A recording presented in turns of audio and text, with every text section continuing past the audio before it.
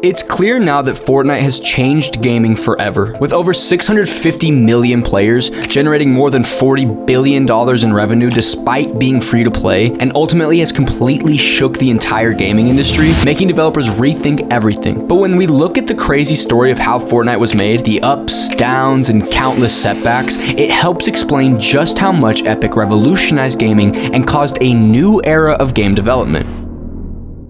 But Fortnite wasn't built in a day. In fact, it wasn't built in half a decade, or even 2 decades. It took Epic Games 33 years of tremendous risks, multiple failures, and near collapse to get here. A gamble so massive it could have destroyed them. And yet, against all odds, they persevered. And it all started with one man, sitting in his parents' basement, staring at a computer screen, but seeing something no one else could. This is the story of how Epic Games made Fortnite. Tim Sweeney is the current CEO and founder of Epic Games. Now, while Tim has grown Epic to an industry titan, it definitely did not start like this. The company first began from extremely humble beginnings in Tim's damp basement in his parents' house as a college student when he was just 24. Initially, he called it Potomac Computer Systems, but honestly, calling it a company is a bit of a stretch. In reality, it was just him working in his basement, coding using a borrowed IBM computer from his brother. But after many long nights of grinding, in 1991, Tim released his first game, ZZT. ZZT was an action-adventure puzzle game, which was nothing new back then. It was very basic, but that was to be expected considering Tim was a one-man band. I mean, it didn't even have any music or sound effects because that was the one thing he couldn't do. But ZZT did have one caveat. It was also a game creation system that allowed users to create their own worlds. Essentially, it was one of the first ever games to include a creative mode. And for those who play Fortnite today, I'm sure you're starting to connect the dots. But having a decent game is one thing. Tim needed a way to distribute it. Honestly, I found this really interesting because it never occurred to me how on earth were games made by small developers who couldn't afford to produce loads of discs actually distributed. I mean, there was no Steam or PlayStation Store back then. Well, there were a few ways, but Tim had his own unique plan, and it was actually the first time he would showcase one of his skills that he would later also become famous for, a creative business mind. At the time, shareware was rising in popularity. Now, if you are in your early 20s like me, I'm going to assume we had the same initial reaction. What the hell is that? So let me try and explain this in the simplest way possible. Basically, the idea with shareware was that you release a demo version of the game to the public, and crucially, you release this for free. For example, let's take the OG Modern Warfare 2 campaign. Instead of releasing the whole game, you would release one mission from the campaign for free. Then, if people like it, they send you money, and you physically mail them a copy of the game. Yes, you heard that correctly. Mail it to them. There were a few ways people got a copy of these demos. Gaming magazines contained CDs of games, which was one way. There was also this thing called the bulletin board system, which you could download games and other software from. However, it was one, extremely slow, and 2, you needed an internet connection, and apparently only a small amount of people, around 10% of the US population, actually had internet in the early 1990s. So anyways, Tim decided that the shareware thing was his best option, but he put a twist on it. While most shareware games offered only one level, Tim decided with the demo of ZZT that he would include one whole world,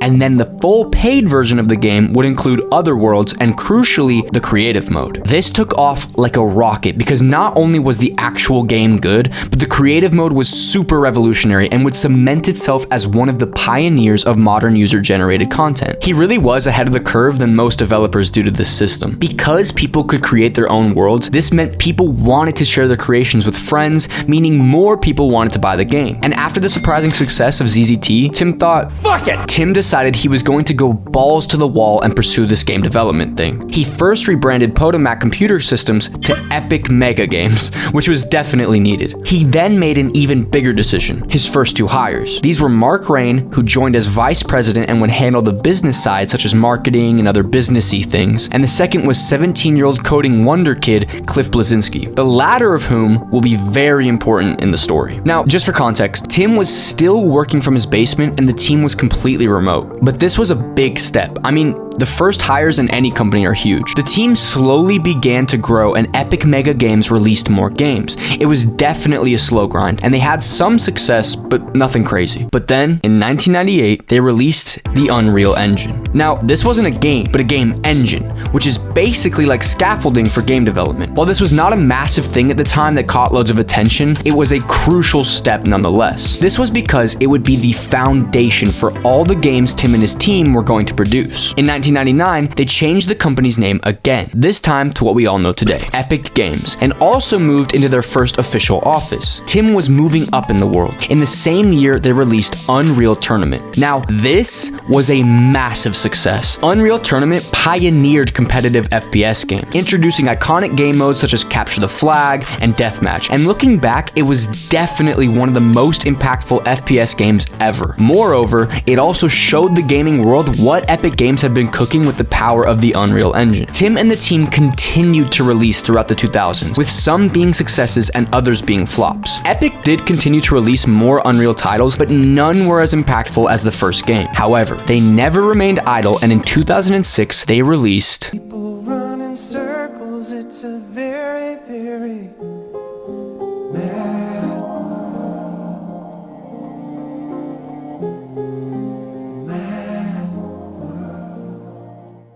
Do I really need to say much about Gears 1? It helped define the Xbox 360 era and allowed it to compete with PlayStation. It was a massive, massive success, selling 5 million copies and really putting Epic Games on the map. But what is even harder than producing one banger game is following it up with an even better sequel, and Epic was able to do just that, releasing Gears of War 2 only 2 years later in 2008. The game sold 6 million copies, expanded and improved the multiplayer and campaign, and introduced Horde mode, which would serve as the inspiration for COD Zombies. Gears of War 3 was on the horizon, but before that, Epic also managed to squeeze out another 2 important games in their story. The first was Shadow Complex, a 2.5D Metroidvania style game. This was also a huge success and helped to modernize Metroidvania games. The second was the Infinity Blade series.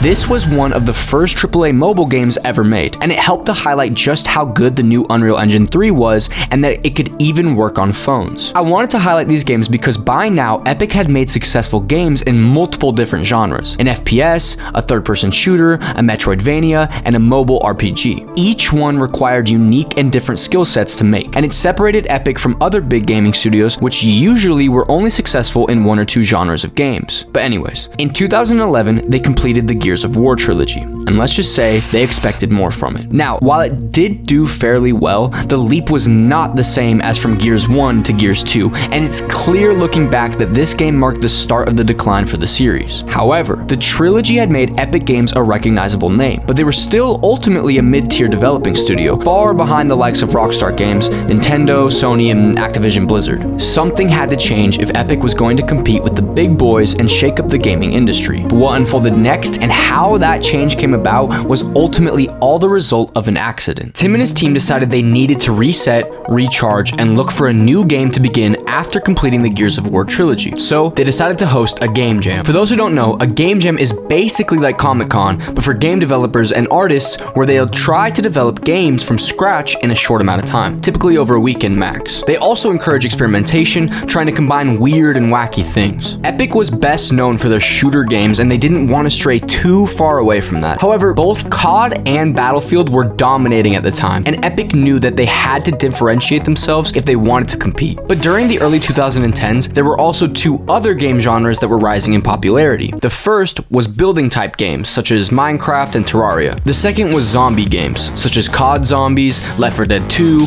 and Dead Island. And like I said, at a game jam, the goal is to make games quickly and experiment, so as you might expect, they had the idea, why not combine everything we love, third-person shooter, building, and zombies. And that was it. Fortnite was born, even though they didn't have a name to call it yet. It's like how I imagine a peanut butter and jelly sandwich was created. Try combining 2 things you like, and you make something that blows your mind.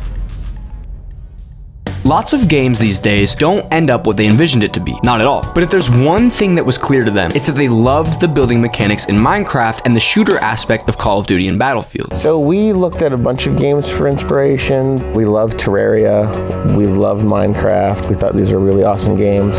We also had, interestingly enough, we had farming for a little while. You would grow crops. We just thought let's do whatever. Let's see what feels right. I think a lot of other people have done versions of this, but like they've done just one aspect. Like they've done building really awesome, or have they done the shooting really awesome. But this is sort of the peanut butter and chocolate. And I think we're finally putting those two together to make the really awesome cup. But how can Epic make a game that combines those two together, plus some kind of zombie aspect? I don't even need to answer this. Just look up Minecraft FPS and you'll see what's up. But Epic was going to have to tackle that later. First, they had to build the world for this game. They kept asking themselves, what would the game look like? What's the vibe and atmosphere of this game? How could we achieve this setting while also targeting the teenage gamers? They started with designing the game environment using COD Zombies as a key piece of inspiration. Usually, most game studios will build upon a previous game using it as a base to develop the sequel, but Epic did it differently. Instead of doing another sequel with Gears, they began to transfer much of the game's assets as the building blocks for this new game they were cooking. It was just whatever we could piece together really super fast and then get out there. It was a mess at first. It's crazy even to think that the game that we all know and love today, or at least used to love, was a depressing, dark, gritty, post-apocalyptic world at first. The early environmental design had this eerie vibe to it, kind of looking like the Upside Down from Stranger Things. But after a few years of designing, a problem arose. Since they used Gears assets to create the world, it came off as too realistic, too dark, and too gritty. The issue was that it was hard to implement the gameplay mechanics they wanted, like building and being able to break down walls with a bat in a realistic way. Plus, they had also noticed with Gears a potential issue with designing these dark, depressing maps. And we even had some data from back in the Gears of War days that people would gravitate towards our brighter multiplayer maps as opposed to the ones that were more of a gray-brown, desaturated, bleak type of feel. After a lot of debating, the dev team came to the conclusion that they needed a change, and so they made a drastic move. Shifting from a realistic design to a more cartoony art style was a bold move, but they didn't stop there. Epic wanted to make something revolutionary that set this game apart. The moment I saw this, I was like, hell yeah, we have got to make this. It was such a cool combination of taking some of the core feel of the project and that mix of like apocalyptic stuff. So, Epic started experimenting with the geometry of objects, giving them various deformations. At the start, a lot of the team thought it was weird and unnatural. However, this wobbliness in design will be one of the defining traits of the game's art direction. The end result was this weird and messy architecture. And ultimately, it was these design features that most players would overlook, but would subconsciously recognize that this is Fortnite. But anyways, I'm getting ahead of myself. So Epic started to create a map based on its unique art style, but the biggest factor in any game is the actual gameplay. And Epic was also, of course, trying to create a game with super innovative gameplay too. The issue was, they hadn't really figured that part out yet. Initially, when they settled for a survival shooter with zombie creatures in it, they had some really bizarre and twisted concept art, which they originally called mist creatures. One of the things we knew we wanted to do was make really, really awesome creatures.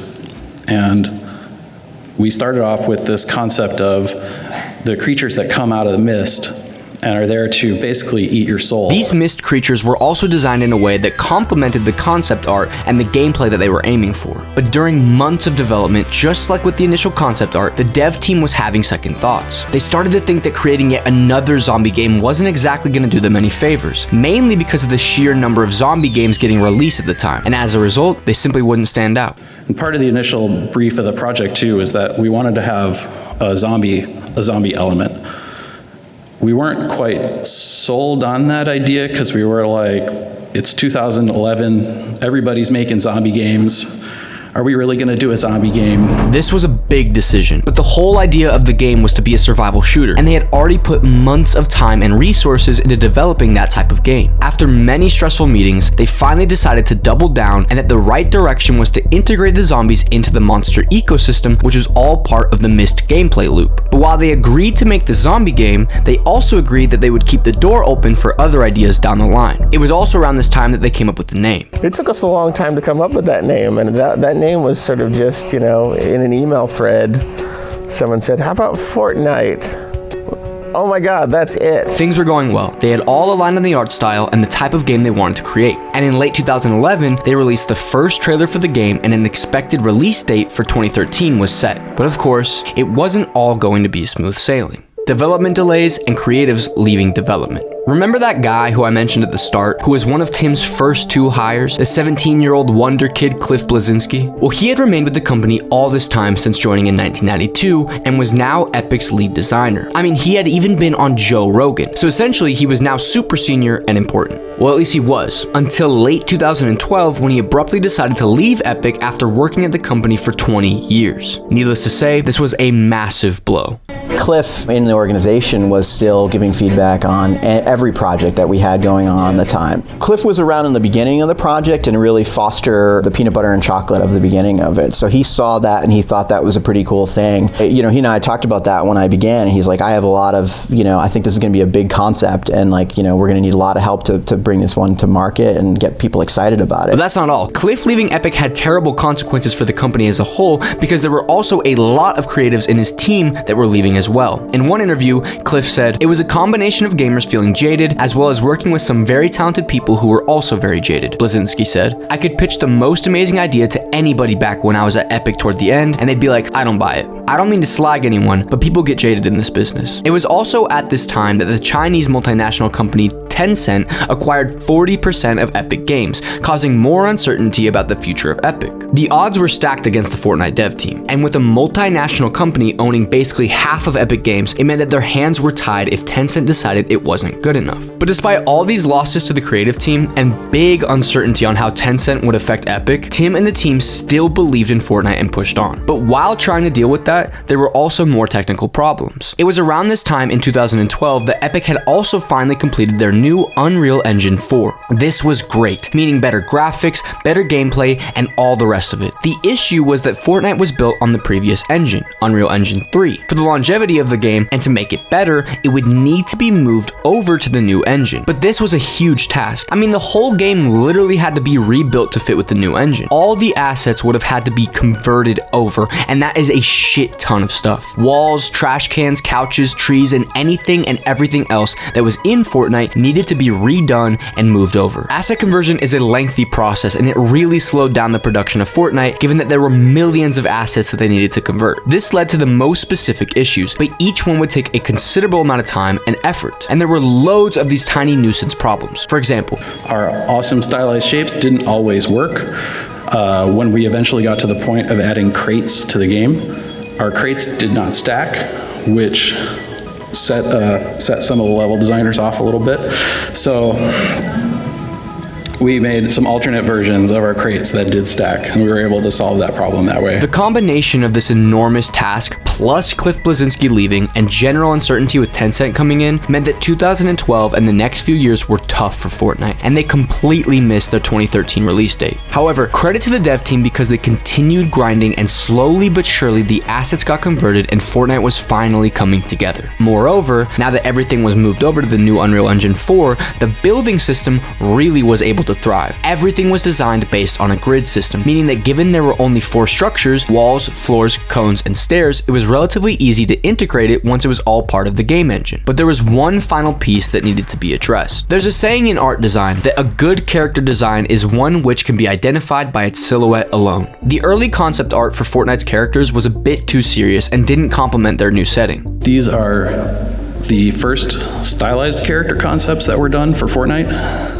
They're really cool, but also weren't quite hitting the sort of teen-rated feel or the sort of endearing quality that we were going for. So just like they did with the map, they added a more chill, cartoony style, and the guy you see on the right was the first character design called Scavenger. However, once everything was over to Unreal Engine 4, Tim and the dev team still felt like this character model was not good enough. So after some tweaking, they came up with this character called Soldier. And here was some of the first pass stuff that we came up with for our soldier. And we worked with a lot of different people on these concepts. These revisions were all very anime. They were a little too noisy. Now, can you tell who this early design was for? And eventually we got to this guy, who you might recognize as Jonesy. This was like another aha moment in concept art in the development of our game, where we saw this guy and we're like, hell yeah, that is it. Damn, this guy sure does sound enthusiastic. But anyways, they got to work using Jonesy as the base and fleshed out the other characters that we all know from the game they launched. It was now 2017, and yes, the game was 4 years late, but they were ready. In July 2017, Epic released the paid early access for Fortnite Save the World. But as we all know, this was not the end of the story. On the horizon, they and the whole world weren't ready for the new shift that would take over gaming.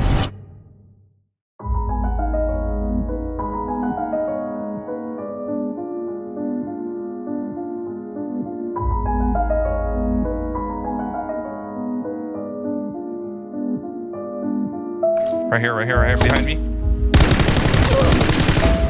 Good job. I got a sniper. One more. Whoa! Whoa!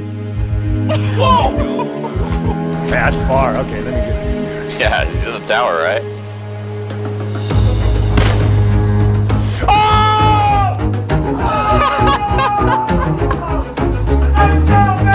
I totally didn't drop a bottle onto my toast. Oh!